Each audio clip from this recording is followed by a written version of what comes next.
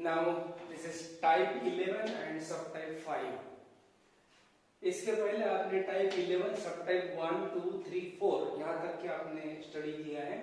अब ये सब टाइप 5। सब टाइप 5 क्या है? तो ये है denominator has a linear repeated factor. देखो क्या बताया, denominator has linear repeated factor, मतलब मैंने दो कंडीशन बताई। Linear that is the power of the x term should be 1 and repeated, repeated मतलब एक से ज्यादा बार उसका पावर रहना चाहिए। देखो प्रॉब्लम में लीनियर रिपीटेड, देखो डिनोमिनेटर में x minus a raise to power n है, तो x minus a raise to power n, n का मतलब हुआ a पावर 2 3 4 ऐसा रह सकता है, और x का पावर 1 है मतलब लीनियर, और पावर n है मतलब रिपीटेड। ठीक है, अगर ऐसी सिचुएशन है तो उस प्रॉब्लम को कैसे सॉल्व करना चाहिए। तो ये जो फंक्शन पार्ट है ये इंटीग्रेशन के आप बाहर निकालेंगे, ये साइन के इसको बाहर निकालेंगे एज इट इज, और ये जो फैक्टर है ये a upon x minus a, इसका मतलब a अपॉन ये फैक्टर लेना है आपको, दैट इज द ब्रैकेट का पावर यहाँ पे 1 रहेगा। ठीक है, x माइनस a और पावर 1 रहेगा। फिर नेक्स्ट कांस्टेंट लेंगे आप b, और ये पावर को आप 1 से बढ़ा देंगे मतलब 2 करेंगे। Then c upon x raise to power 3, then d upon x raise to power 4। इस टाइप से ये बढ़ते बढ़ते जाएगा। रुकेगा कहाँ पे? तो जो पावर n है, अगर ये 3 है तो 1 a upon first power, b upon power 2 and 3 c upon power 3। अगर ये पावर 3 है तो, अगर ये पावर 2 है तो a अपॉन और b अपॉन में यहाँ पे स्टॉप हो जाएगा। पावर 3 है तो c अपॉन स्टॉप हो जाएगा। अगर पावर 4 है तो वो d के अपॉन लेके उसका पावर स्टॉप हो जाएगा। ठीक है, अगर एक फैक्टर, और दूसरी कंडीशन ये है प्रॉब्लम में कि डिनोमिनेटर में एक लीनियर है, एक फैक्टर लीनियर है और ये नॉन रिपीट है, और एक फैक्टर ये लीनियर है लेकिन ये रिपीट है, मतलब नॉन रिपीट और रिपीट साथ में आ गए, तो अब कैसे करना? तो इसको पहले बाहर निकालो, ये प्रॉब्लम के पार्ट को आप बाहर निकालो। उसके बाद जो नॉन रिपीट फैक्टर है, पहला वाला नॉन रिपीट फैक्टर, वो आप a अपॉन में लिख देंगे, प्लस b अपॉन में जो पावर रिपीट है, रिपीट पावर का फर्स्ट पावर लेंगे ब्रैकेट का, b अपॉन पावर 1 और c अपॉन पावर 2, मतलब रिपीट का फैक्टर अब बढ़ते जाएगा, a upon b upon c upon, कब तक चलेगा? तो ये जो पावर n है वो अचीव होने तक ये चलेगा। मतलब ये अगर पावर रिपीटेड 2 है तो a अपॉन पावर 1 और b अपॉन पावर 1 और c अपॉन पावर 2 स्टॉप हो जाएगा। अगर ये 3 है तो b upon power 1, c upon power 2 और d अपॉन पावर 3, इस टाइप से ये चलेगा। ठीक है, और उसके बाद ये जो a b c कांस्टेंट आ गए, ये पार्शियल फ्रैक्शन कन्वर्शन हो गया। ये जो आप एबीसी जो वैल्यूज आएंगी कांस्टेंट आपको फाइंड करना पड़ेगा, तो बस इसके प्रीवियस मेथड से ही फाइंड करेंगे। जैसे कि सब टाइप 1 सब टाइप 2 3 में जैसे अपन ने एबीसी फाइंड आउट किया, बस उसी टाइप से यहाँ पर भी आपको एबीसी फाइंड आउट करना पड़ेगा। और एबीसी की वैल्यू एक बार यहाँ पे पुट कर दिए तो उसके बाद एबीसी की वैल्यू पुट करने के बाद इसका जो इंटीग्रेशन है, मतलब ये जो पार्ट इंटीग्रल का पार्ट आपने बाहर निकाला, तो इंटीग्रल का ये पार्ट निकाल के ये नया पार्ट आप इंटीग्रल में प्लेस करेंगे और उसके बाद ये सभी का इंटीग्रेशन आप सॉल्व करेंगे। तो ये ऐसा एक प्रॉब्लम है। तो ये आपका टाइप 11 सब टाइप 5 का ये लास्ट वाला सब टाइप है। ठीक है, तो आप ये पूरी मेथड पहले एक बार लिख लो।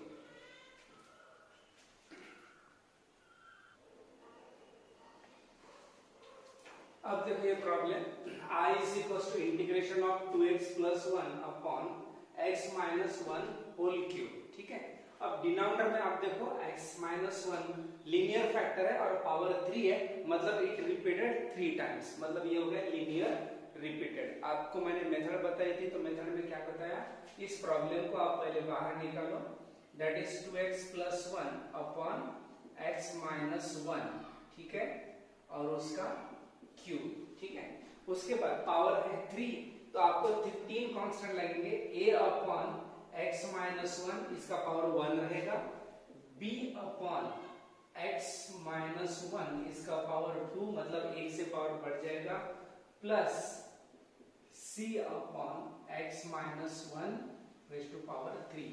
और ये पावर 3 है, ये पावर 3 अचीव हो गया तो ये यहाँ पे स्टॉप हो जाएगा। तो आप इसको देंगे इक्वेशन नंबर 1। ये हो गया आपका इक्वेशन नंबर 1। अब आपको एबीसी फाइंड आउट करना है। देखो अब ये जो x माइनस 1 का क्यूब है, ये फर्स्ट फैक्टर को भी मल्टीप्लाई करो, सेकंड को भी मल्टीप्लाई करो और ये थर्ड को भी मल्टीप्लाई, मतलब ये इधर ट्रांसफर कर दिया, सबको मल्टीप्लाई। तो क्या होगा, इसमें एक फैक्टर कॉमन है तो ये कैंसिल, दो मल्टीप्लाई हो जाएंगे, मतलब आपको क्या मिलेगा 2x प्लस 1 a टाइम्स, देखो एक फैक्टर कैंसिल, दो मल्टीप्लाई हो जाएंगे, मतलब x माइनस 1 का स्क्वायर हो जाएगा।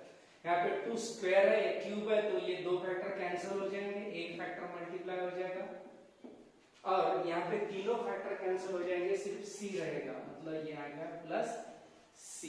ठीक है, अब उसके बाद ये जो x माइनस 1 है तो ये x की वैल्यू 0 होनी चाहिए, तो ऐसे x की वैल्यू आप सिलेक्ट करो। तो x की वैल्यू 0 कब हो जाएगी, ब्रैकेट की वैल्यू 0 कब हो जाएगी, तो x की वैल्यू आप 1 सिलेक्ट करेंगे तो यहाँ पे पुट करेंगे आप x is equals to 1। Actually आप x को 1 पुट करो, 2 पुट करो, 3 पुट करो, कुछ भी पुट करो, सिर्फ क्या प्रॉब्लम की लेंथ बढ़ जाएगी लेकिन एबीसी की वैल्यू चेंज नहीं होती है, एबीसी की वैल्यू वही आती है because of the equal proportionality. ठीक है, तो x इक्वल्स यहाँ पे 1 पुट किया, तो ये सब इसमें 1 पुट करेंगे, 2 into 1 plus 1 is equals to ये पे a into 0 क्योंकि ये ब्रैकेट 0 हो जाएगा, b into ये ब्रैकेट भी 0 हो जाएगा और ये c, ये दोनों 0 हो गए, इधर c और इधर आ गई 3 वैल्यू, मतलब c इज इक्वल्स टू आपकी वैल्यू आ गई 3। तो आपकी पहली वैल्यू आपका कांस्टेंट c मिल गया।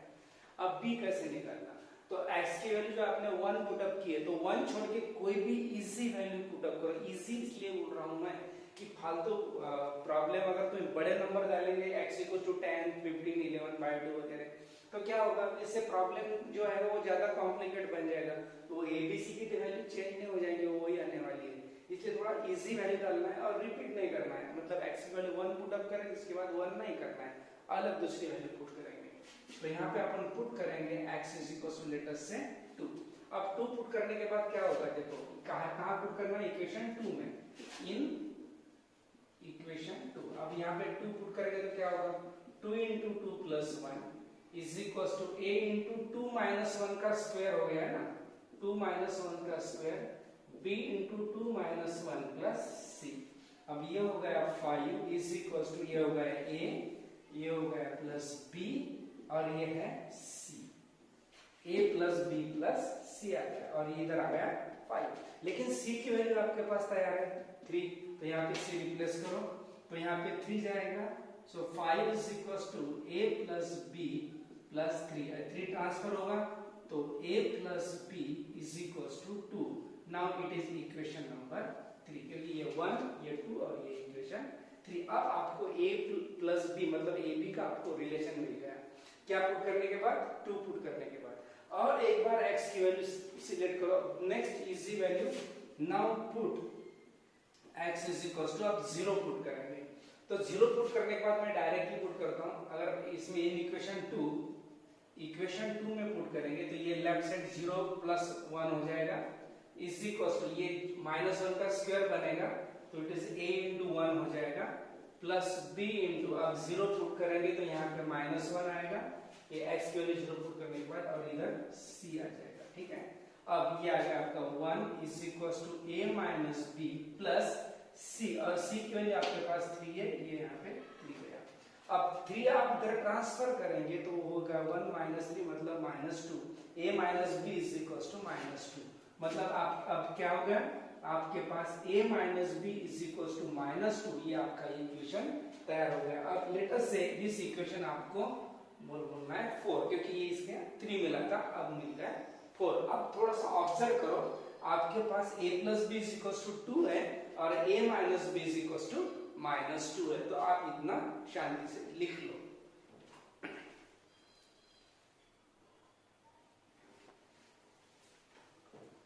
आपको अब मिला है a plus b is equals to 2 and a minus b is equals to -2। अब ये दो इक्वेशन आपको मिल गए, इसको आप साइमल्टेनियसली सॉल्व करेंगे।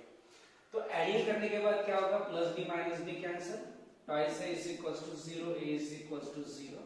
देखो यहाँ पे a की वैल्यू 0 आ गई, लेकिन अब ऐसा हमेशा नहीं होता है कि a 0 आता है, a की वैल्यू कुछ भी आ सकती है, नॉन जीरो भी आ सकती है। अब a की वैल्यू यहाँ पे 0 पुट करने का b की वैल्यू 2 आ जाएगी। It implies that b is equal to, मतलब ये 0 इक्वेशन 3 में वापस कर दिया, a की जगह पे 0, तो ये b इक्वल टू 2 आ जाएगा। So it implies that b is equal to 2। ठीक है, अब आपको क्या मिला, a इक्वल टू आपको 0 मिला, b इक्वल टू 2 और c इक्वल टू आपके पास है वैल्यू 3। अब a b c की वैल्यू इक्वेशन 1 में आप वापस करेंगे। देयरफॉर इक्वेशन 1 इंप्लाइज, इक्वेशन 1 में जाएगी value, it is 2x plus 1 divides x minus 1 cube is equals to a 0 upon x minus 1, b की वैल्यू x minus 1 का स्क्वायर और c की वैल्यू x minus 1 क्यूब। ठीक है, और c की वैल्यू थी आपकी 3।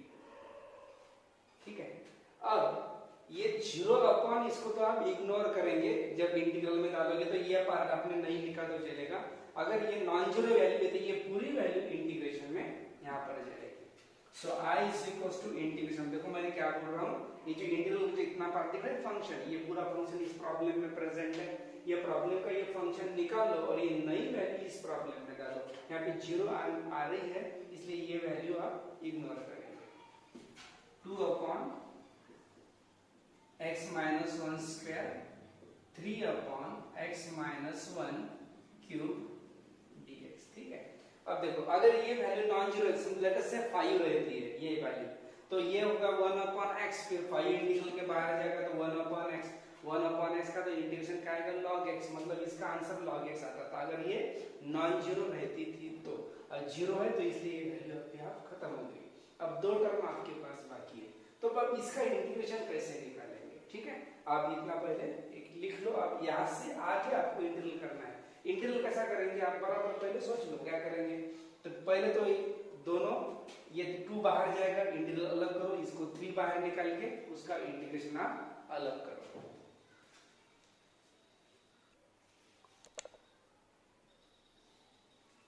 अब देखो ये जो बॉटम में आपको रिलेशन मिला था, ये रिलेशन मैंने ऊपर लिख लिया, ये 2 बाहर निकाल लिया, इसका इंटीग्रल अलग कर दिया, इसको 3 कांस्टेंट बाहर निकाल लिया इंटीग्रल का, इसका इंटीग्रल अलग कर दिया। ठीक है, अब उसके बाद आप क्या करेंगे, अब ये 1 upon x raised to n type हो गया, तो पहले इसको पहले ऊपर ट्रांसफर करो, ये पावर ऊपर जाके नेगेटिव बनेगा, मतलब x minus 1 raised to minus 2 dx plus 3 times x minus 1 raised to power minus 3 dx ऐसा हो जाएगा। ठीक है, अब x minus 1 minus raised to power 2, तो x raised to power n का फार्मूला लगेगा, मैं नीचे लिखता हूँ, x raised to power n का क्या इंटीग्रल है, तो x raised to power n plus 1 upon n plus 1 ऐसा इंटीग्रल आएगा, ये फार्मूला लगेगा पहला वाला। तो अगर x raised to power minus 2 रहता है इंटीग्रल, इसका आंसर क्या आएगा, तो x raised to power minus 2 plus 1 upon minus 2 plus 1, तो आप डायरेक्टली minus 1 कैलकुलेशन में लिख सकते हैं। देखो x minus 1 raised to power minus 2, इसका आंसर आएगा x minus raised to power minus 1 upon minus 1 plus 3 times, ये भी plus 1 हो जाएगा, तो x minus 1 raised to power minus 2 by minus 3 plus 1 हो जाएगा, तो minus 2 हो जाएगा। ठीक है, अब ये निगेटिव आप सामने लेंगे, इट इज 2, और ये निगेटिव पावर अपॉन में आएगा तो इसको पॉजिटिव लिख लेंगे, ये 2 ये माइनस इधर आएगा, मतलब बीच में लिया माइनस 3 टाइम्स, और ये नीचे 2 और ये पावर नीचे लाते हैं इसको, तो x minus 1 का ये पावर पॉजिटिव बन जाएगा। ठीक है, तो ये प्रॉब्लम इस टाइप से फाइनली सॉल्व हो जाएगा प्लस c के बाद। ठीक है, तो ये है रिपीटेड फैक्टर, मतलब अपन ने पावर यहाँ पे 3 लिया था, तो आप ये पूरा नोट कर लो।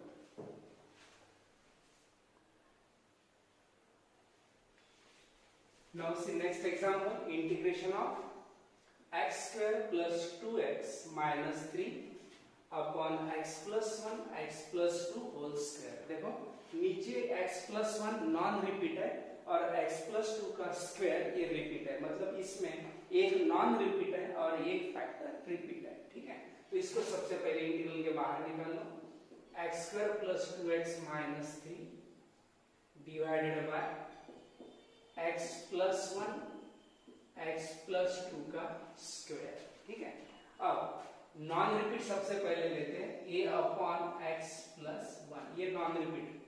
अब ये रिपीट का पावर 2 है तो b अपॉन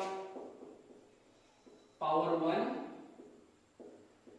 और c अपॉन ये पावर 2 हो जाएगा, ठीक है। a अपॉन पावर 1, ये पावर 1 और नेक्स्ट अपॉन पावर 2, मतलब पावर 2 है तो ये पावर 2 पे स्टॉप हो जाएगा। ये आपका इक्वेशन 1 हो गया, ठीक है। आप क्या करेंगे इसमें, तो अब a b c की वैल्यू आपको फाइंड आउट करनी है। तो ये तीनों दो ब्रैकेट इधर मल्टीप्लाई हो जाएंगे, यहाँ पे क्या होगा, x प्लस 1 कैंसिल, ये पूरे दो पावर यहाँ पे मल्टीप्लाई हो जाएंगे, x square plus 2x minus 3, so a time ये कैंसिल, x प्लस 2 का स्क्वायर, b टाइम्स, अब x प्लस 2 का एक फैक्टर कैंसिल और ये दो मल्टीप्लाई हो जाएंगे, that is x plus 1 x plus 2, x plus 2 क्यों है कि यहाँ पे पावर 1 है और यहाँ पे पावर 2 है, एक कैंसिल एक बचेगा, देन प्लस c इंटू ये दोनों पावर कैंसिल हो जाएंगे, x प्लस 1 आएगा, दैट इज इक्वेशन 2, ठीक है। अब ये इधर सामने रहेगा। अब क्या करते हैं इसमें, देखो अगर आपने x, देखो x c, ये लास्ट ब्रैकेट अगर आप जीरो कर रहे हैं, देखो लास्ट ब्रैकेट अगर जीरो कर रहे हैं तो x की वैल्यू आपको -1 पुट करनी पड़ेगी, तो ये -1 से क्या होगा, ये c टर्म कैंसिल हो जाएगी, ये यहाँ पे जीरो हो जाएगा तो ये b टर्म भी कैंसिल हो जाएगी और आपको a क्लियरली मिल जाएगा।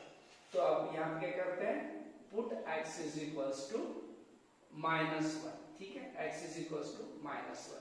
अब सब पूरे इसमें x इक्वल टू -1 डालते हैं, -1 का square 2 into -1 -3 is equals to a into -1 plus 2 का होल स्क्वायर, ये यहाँ पे -1 डाला और b की ये टर्म पूरी जीरो हो जाएगी और लास्ट ये भी जीरो हो जाएगी, ठीक है। तो इसको पूरा अपन अभी सॉल्व करते हैं, ठीक है।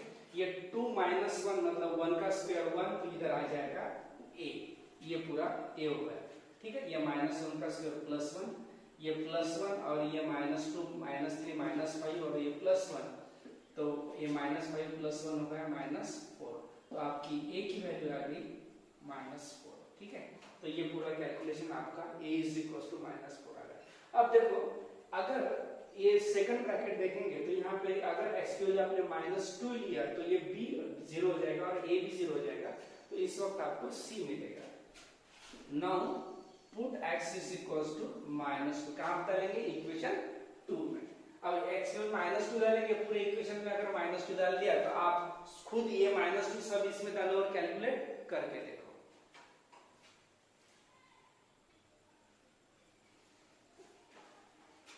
देखो अगर आपने x इक्वल टू -2 पुटअप कर दिया, पूरे लाइन में मैंने बोला था आपको x की वैल्यू -2 पुटअप करो, आप खुद इसमें पुटअप करो x की वैल्यू -2, तो आप सॉल्व करने के बाद आपको c की वैल्यू -3 मिल जाएगी। नेक्स्ट क्या करेंगे, और एक बार x की वैल्यू आप 0 पुट करेंगे, तो x की वैल्यू 0 पुट करने के बाद ये पूरा x जहां जहां x है वहां 0 पुट करो, आपको 4a + 2b + c = -3, आप खुद सॉल्व करके देखो, ये इक्वेशन आपको मिल जाएगा।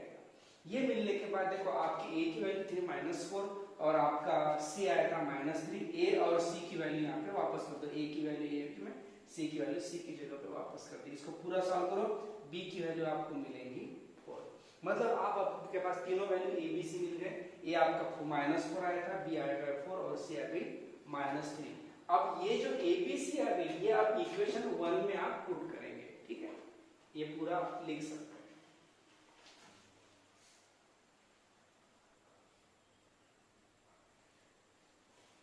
अब ये जो a b और c आपके आए थे, ये a b c की जगह पे वापस कर दिए, तो आपको ये नया रिलेशन मिल जाएगा। अब ये नया रिलेशन का क्या करेंगे, देखो आप थोड़ा सा प्रॉब्लम ऑब्जर्व करो, ये प्रॉब्लम में जो फंक्शन पार्ट है यही पार्ट आपने यहाँ लिखा है, और उसके बाद ये इसका जो नया आंसर है मतलब न्यू एक्सप्रेशन ये आपका है, तो ये न्यू एक्सप्रेशन आप इस प्रॉब्लम में डालेंगे, इस फंक्शन की जगह पे ये नया एक्सप्रेशन यहाँ जाएगा।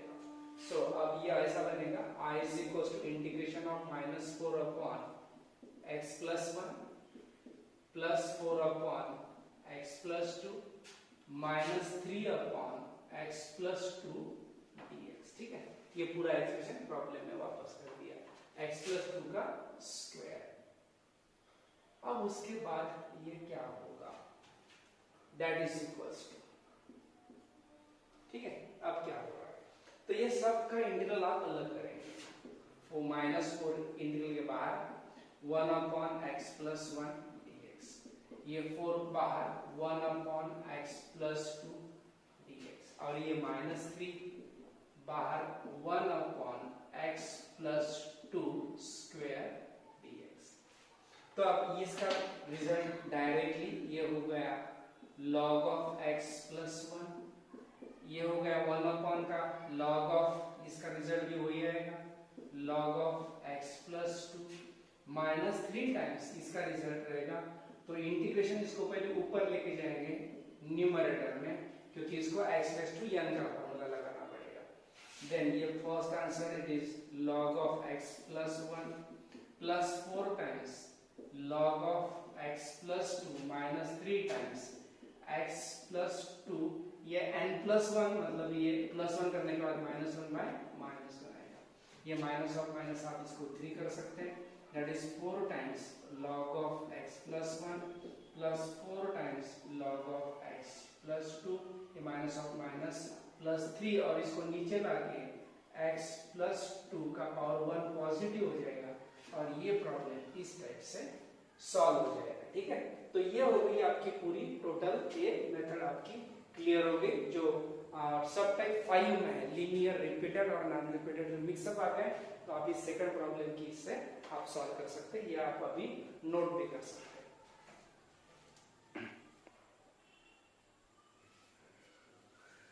अब ये प्रैक्टिस के लिए कुछ प्रॉब्लम है, 3x plus 5 upon x minus 3 square, 2x square plus 3x minus 1, x plus 1 का cube, 5x square minus 1 upon x minus 3 और x माइनस 1 का होल स्क्वायर, ठीक है।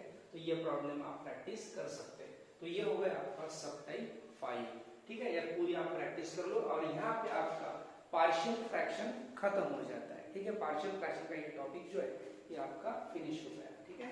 चलो आप ये पूरा लिख लो और अच्छी तरह से प्रैक्टिस करो, okay. Have a nice time.